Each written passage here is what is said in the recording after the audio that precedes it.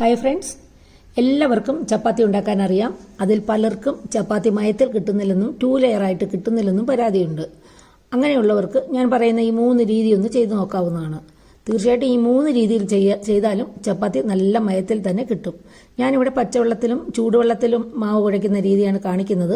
ഗോതമ്പ് പൊടിയുടെ ക്വാളിറ്റി, കുഴയ്ക്കുന്ന രീതി, പരത്തുന്ന രീതി, ചുടുന്ന രീതി, ചട്ടിയുടെ ചൂട്, ഇത്രയും കാര്യങ്ങളൊക്കെ ഒന്ന് ശ്രദ്ധിക്കുകയാണെങ്കിൽ സോഫ്റ്റും ടേസ്റ്റിയും ആയിട്ടുള്ള 2 ലെയർ ചപ്പാത്തി തന്നെ നമുക്ക് ഉണ്ടാക്കിയെടുക്കാം. ഒരു കാര്യം കൂടി, മിനിമം പൊടി ഉപയോഗിച്ച് വേണം ചപ്പാത്തി എപ്പോഴും പരത്തിയെടുക്കാൻ, എങ്കിൽ നല്ല സോഫ്റ്റായിട്ട് കിട്ടും.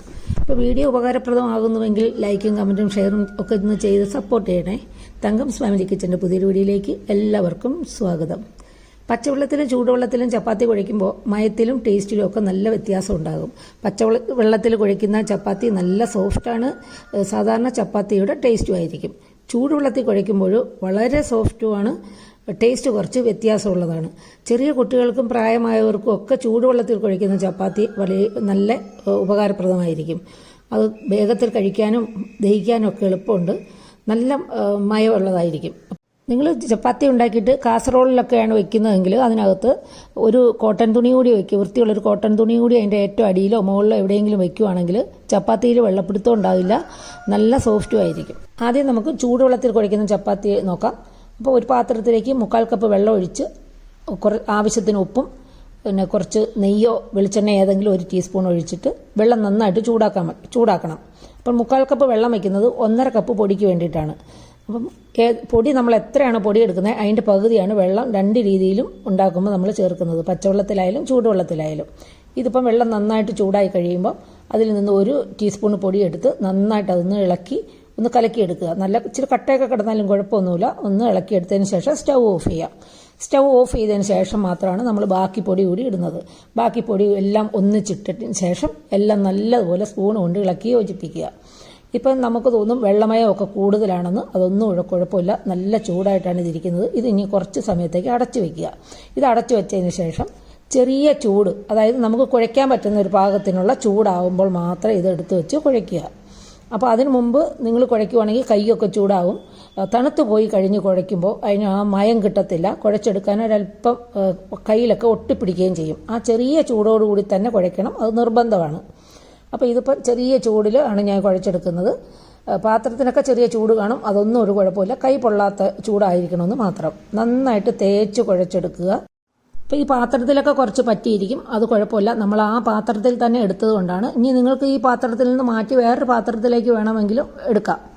കുറേ പാത്രങ്ങൾ കഴുകാനുള്ള ബുദ്ധിമുട്ടുള്ളത് കൊണ്ട് ഞാൻ അതേ പാത്രത്തിൽ തന്നെയാണ് മാവ് കുഴച്ചെടുക്കുന്നത്. വെള്ളത്തിൻ്റെ അളവ് കൂടുതലായി എന്ന് തോന്നുന്നെങ്കിൽ അതിലേക്ക് ഒരു 1-2 ടീസ്പൂൺ പൊടി ഇട്ടിട്ട് കുഴച്ചെടുക്കാം. നല്ല സോഫ്റ്റായിട്ടായിരിക്കും മാവ് ഇരിക്കുന്നത്, ചെറിയ ചൂടായിരിക്കും. നമ്മൾ നല്ലപോലെ ഇതുപോലെ മടക്കി തേച്ചെടുക്കുക, കയ്യിലൊന്നും ഒട്ടിപ്പിടിക്കുകയില്ല. എടുക്കുന്ന പൊടിയുടെ വ്യത്യാസം കൊണ്ട് ചിലപ്പോൾ അല്പം വെള്ളം കൂടുതലോ കുറവോ ഒക്കെ ആയിപ്പോവും. അത് വെള്ളം കുറവാണെങ്കിൽ അല്പം വെള്ളം ഒഴിക്കുക. പിന്നെ അത് ചൂടുവെള്ളം തന്നെ ഒഴിക്കണമെന്നൊന്നുമില്ല, അല്പം പച്ചവെള്ളം ഒഴിച്ചാലും മതി. കാരണം മാവിന് ഓൾറെഡി എപ്പോഴും നല്ല ചൂടൊക്കെ കാണും. അപ്പോൾ ഞാനിവിടെ എടുത്തിരിക്കുന്ന എല്ലാ ചപ്പാത്തിക്കും എടുത്തിരിക്കുന്നത് ബ്രാഹ്മിൺസിൻ്റെ ആട്ടപ്പൊടിയാണ്. അപ്പോൾ ഇത് നമ്മുടെ മാവ് നല്ലപോലെ കുഴച്ച് കിട്ടിയിട്ടുണ്ട്. ഇതിന് ചെറിയ ചൂടുണ്ട്. ഈ ചൂട് പോയതിന് ശേഷം മാത്രമേ നിങ്ങൾ ഈ ചപ്പാത്തി പരത്താവൂ. ചൂടോടുകൂടി പരത്തുകയാണെങ്കിൽ ചപ്പാത്തിപ്പലയിൽ മാവ് ഒട്ടിപ്പിടിക്കാൻ സാധ്യത കൂടുതലാണ്. ഇനി ഇത് നമുക്ക് ഇവിടെ അടച്ചു വയ്ക്കാം. എന്നിട്ട് ഇത് ചൂട് പോയി കഴിയുമ്പോഴേക്കും നമുക്ക് ചപ്പാത്തി ഉണ്ടാക്കാം. ഇത് ബോളുകളാക്കി പരത്തിയെടുക്കാം. ചപ്പാത്തി പരത്താനായിട്ട് നമുക്ക് എപ്പോഴും മൈദ എടുക്കുന്നതാണ് കൂടുതൽ നല്ലതായിട്ട് എനിക്ക് തോന്നിയിട്ടുള്ളത്.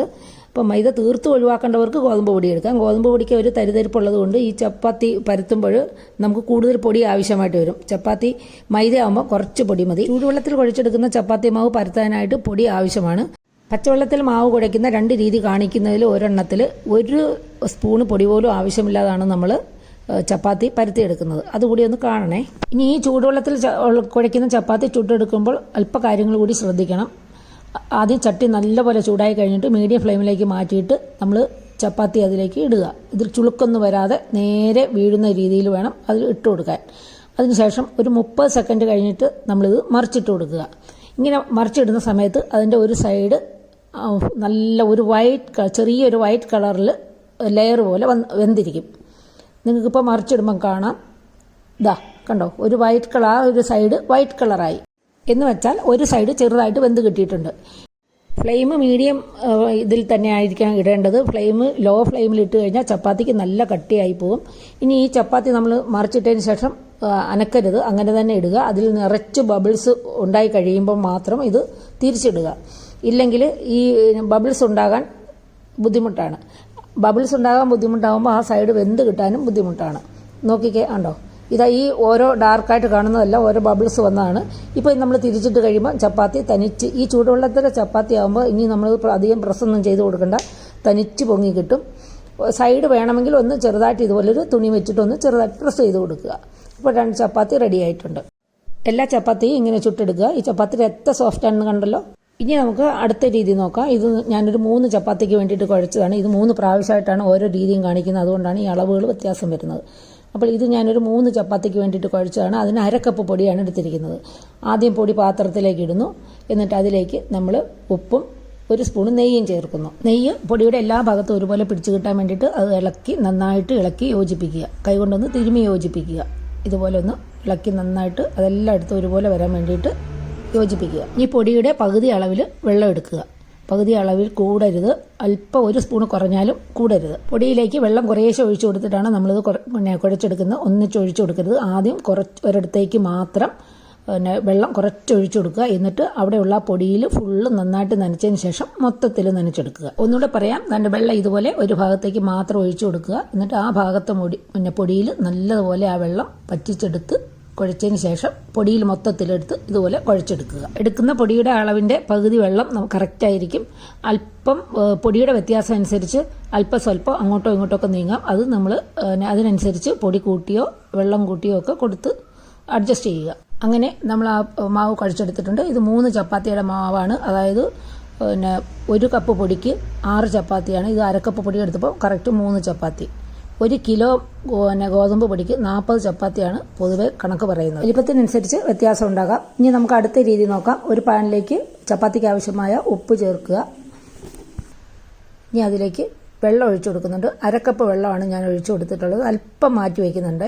1/2 കപ്പ് വെള്ളം എടുത്തിട്ട് അതിൽ നിന്ന് ഒരല്പം മാറ്റി വെച്ചിട്ട് നമ്മൾ 1 കപ്പ് പൊടിയാണ് കുഴയ്ക്കുന്നത്. അതിൽ നിന്ന് കുറച്ച് പൊടി, അതായത് 1/3 പൊടി അതിലേക്ക് ഇട്ടിട്ട് കുറച്ച് നെയ്യ് ഒഴിച്ച്, നെയ്യ് ഓപ്ഷനിലാണ്, അത് ഒഴിച്ചതിന് ശേഷം നല്ലപോലെ കൈകൊണ്ട് മിക്സ് ചെയ്യുക. നല്ലതുപോലെ മിക്സ് ചെയ്തെടുക്കുക. ആ പൊടിയും വെള്ളവും നമ്മൾ ഗോതമ്പ് ദോശയ്ക്ക് കലക്കുന്നത് പോലെ നല്ലപോലെ മിക്സ് ചെയ്യുക. ഇനി അതിനുശേഷം ബാക്കി പൊടി കുറേശ്ശെ ഇട്ട് ഇതുപോലെ മിക്സ് ചെയ്തെടുക്കുക. ഓരോ പ്രാവശ്യം പൊടി ഇടുമ്പോഴും അത് ആ വെള്ളത്തിൽ നല്ലപോലെ മിക്സ് ആക്കിയതിന് ശേഷം വേണം പിന്നീട് അടുത്ത ട്രിപ്പ് പൊടി ഇടുവാൻ. ഈ വീഡിയോ കാണുമ്പോൾ നിങ്ങൾക്ക് മനസ്സിലാവും. നന്നായിട്ട് കുഴഞ്ഞതിന് ശേഷം മാത്രമാണ് ഞാൻ അടുത്ത ട്രിപ്പ് പൊടിയിടുന്നത്. നിങ്ങൾ ഈ ചപ്പാത്തി പച്ചവെള്ളത്തിൽ കുഴയ്ക്കുന്ന ചപ്പാത്തിക്ക് ഒന്നുകൂടെ മായം കൂടുതൽ കിട്ടാൻ വേണ്ടിയിട്ട് നിങ്ങൾക്ക് വേണമെങ്കിൽ ഈ വെള്ളത്തിൻ്റെ കൂടെ 1 ടീസ്പൂണ് അധികം പുളിയില്ലാത്ത തൈര് കൂടി ചേർക്കാം. അതൊരു ടിപ്പാണ്. നല്ല സോഫ്റ്റ് ആയിരിക്കും ചപ്പാത്തി. ഞാനിവിടെ ഉണ്ടാക്കിയതിലൊന്നും തൈര് ചേർത്തിട്ടില്ല. ചിലപ്പോഴൊക്കെ തൈര് ചേർക്കുമ്പോൾ പുളി കൂടുതലാണെങ്കിൽ ടേസ്റ്റ് ഒരല്പം വ്യത്യാസം വന്നെന്നിരിക്കും. അപ്പോൾ പൊടി ഈ ചപ്പാത്തിയുടെ മാവ് കറക്റ്റ് നനവിൽ കുഴഞ്ഞു കിട്ടുന്നത് വരെ പൊടി ചേർക്കുക. ഇതാണ് രണ്ടാമത്തെ പച്ചവെള്ളത്തിൽ കുഴയ്ക്കുന്ന രീതി. ഏത് പൊടി കുഴച്ചതിന് ശേഷവും കുറച്ച് സമയം റെസ്റ്റ് ചെയ്യാൻ വെച്ചതിന് ശേഷം ഒരു 10 മിനിറ്റെങ്കിലും റെസ്റ്റ് ചെയ്യാൻ വെച്ചതിന് ശേഷം മാത്രമേ ഇത് പരത്തിയെടുക്കാവുള്ളൂ. ഇത് ചപ്പാത്തി പരത്തുമ്പോൾ ഓരോ ബോളും തണ്ട് ഇതുപോലെ കയ്യിൽ വെച്ചിട്ട് ഇങ്ങനെ ഒന്ന് കുഴച്ചെടുക്കുന്നത് നല്ലതാണ്. വളരെ നല്ല സോഫ്റ്റ് ചപ്പാത്തി കിട്ടാൻ ഇങ്ങനെ കുഴയ്ക്കുന്നത് നല്ലതാണ്. ഇതെനിക്ക് ഹിന്ദിക്കാർ പറഞ്ഞു തന്നതാണ്. ഇവിടെ 3 ചപ്പാത്തിക്കാണ് മാവ് കുഴച്ചത്. ഇത് 1 നുള്ളി പൊടി കൂടി അതിൻ്റെ മുകളിലേക്കൊന്ന് വിതറി 1 നുള്ളി പൊടി വിതറിയാൽ മതി, കൂടുതൽ വേണ്ട. അതിനുശേഷം നമുക്ക് ഓരോന്നും പരത്തിയെടുക്കാം. ഇനി ഓരോ ബോളും കല്ലിൻ്റെ പലകയിലിട്ട് വെച്ചിട്ട് നമ്മൾ സാധാരണ ചപ്പാത്തി പരത്തുന്ന കണക്ക് പരത്തിയെടുക്കുക. ഇടയ്ക്കിടയ്ക്ക് അതൊന്ന് മറിച്ചിട്ട് കൊടുക്കണം. ഇങ്ങനെ പരത്തിയെടുക്കുമ്പോൾ നമുക്ക് ഒട്ടും പൊടിയുടെ ആവശ്യമേ വരുന്നില്ല. ഈ രീതിയിൽ കുഴച്ചെടുക്കുമ്പോൾ നമുക്ക് ഇത് പരത്തിയെടുക്കാനായിട്ട് പൊടി വേണ്ട. അത് വെള്ളത്തിൻ്റെ അളവ് കറക്റ്റായിട്ട് ശ്രദ്ധിക്കുക. നോക്കൂ, ഞാൻ ഇവിടെ പരത്തുന്നതിന് ഒട്ടും പൊടി ആവശ്യമായിട്ട് വന്നിട്ടില്ല. ഇടയ്ക്കൊന്ന് തിരിച്ചു കൂടി ഇങ്ങനെ ഇട്ട് കൊടുക്കണം. എന്നിട്ട് പലക നല്ലപോലെ പ്രസ് ചെയ്യരുത്. സോഫ്റ്റായിട്ട് വേണം പരത്തിയെടുക്കാൻ. നല്ലപോലെ പരത്താൻ പറ്റുന്നുണ്ട്. ഇതുപോലെ പൊടി ഇല്ലാതെ തന്നെ പരത്താൻ പറ്റുന്ന പൂരിയുടെ റെസിപ്പിയും ഹോട്ടൽ ടേസ്റ്റ് കിട്ടുന്ന ഒരു കുറുമയുടെ റെസിപ്പിയും കൂടി ഞാൻ ഒന്നിച്ചൊരു നമ്മുടെ ചാനലിൽ അപ്ലോഡ് ചെയ്തിട്ടുണ്ട് മുൻപേ തന്നെ. അതുകൂടി ഒന്ന് പോയി കാണുക. ചപ്പാത്തി ചുടുന്ന രീതിയെല്ലാം ഒരുപോലെ തന്നെയാണ്. അതിൻ്റെ സമയത്തിന് ചെറിയൊരു വ്യത്യാസമുണ്ട്. ഈ ചപ്പാത്തി ഇങ്ങനെ പച്ചവെള്ളത്തിൽ കുഴച്ചെടുക്കുന്ന ചപ്പാത്തി പെട്ടെന്ന് ഒരു സൈഡ് പിന്നെ വെളുത്ത കളറിൽ ഇതുപോലെ ആയി കിട്ടും. അതൊരു 15 സെക്കൻഡ് കഴിയുമ്പോൾ നമുക്ക് മറിച്ചിടാൻ പറ്റുന്നുണ്ട്. മറ്റേ ചൂടുവെള്ളത്തിൽ കുഴച്ചതാണെങ്കിൽ ഒരു 30 സെക്കൻഡ് കഴിയുമ്പോഴേക്കേ മറിച്ചിടാൻ പറ്റുന്നുള്ളൂ. അപ്പോൾ അതിനുശേഷം മറിച്ചിട്ടതിന് ശേഷം ഇതുപോലെ ബബിൾസ് എല്ലാം വന്ന് കഴിയുമ്പോൾ ഇനി നമുക്ക് തിരിച്ചിടാം. ഇതൊരു ഏകദേശം ഒരു 30 മിനിറ്റ് കഴിയുമ്പോൾ ഇതുപോലെ ബബിൾസ് 40 സെക്കൻഡ് ഒക്കെ കഴിയുമ്പോൾ ബബിൾസ് വരും. അത് തിരിച്ചിട്ട് കഴിഞ്ഞാൽ ഇതുപോലൊന്ന് സപ്പോർട്ട് ചെയ്ത് കൊടുക്കുമ്പോൾ ഇതൊന്ന് പൊങ്ങി കിട്ടും. ചിലപ്പോഴൊക്കെ ഇത് തനിച്ച് പൊങ്ങി വരാറുണ്ട്. ഇത് ഞാൻ ചെറുതായിട്ടൊന്ന് സ്പാച്ചിൽ കൊണ്ടൊന്ന് സപ്പോർട്ട് കൂടി ചെയ്യുന്നുണ്ട്. അപ്പോൾ ഇതുപോലെ ഇത് ഇങ്ങനെ സപ്പോർട്ട് ചെയ്യുമ്പോൾ നിങ്ങൾ അധികം എക്സ്പീരിയൻസ് ഇല്ലാത്ത ആൾക്കാരാണെങ്കിൽ അതൊന്ന് പൊട്ടി അതിൻ്റെ ഇടയ്ക്കുന്ന ആ ചൂട് എയർ വന്ന് കൈയൊക്കെ പൊള്ളാൻ ചാൻസ് ഉണ്ട്. അതുകൊണ്ട് സൂക്ഷിക്കുക. നല്ല നീളം കൂടുതൽ പിടിയുള്ള സ്പാച്ചിലേക്ക് ഉപയോഗിക്കുക.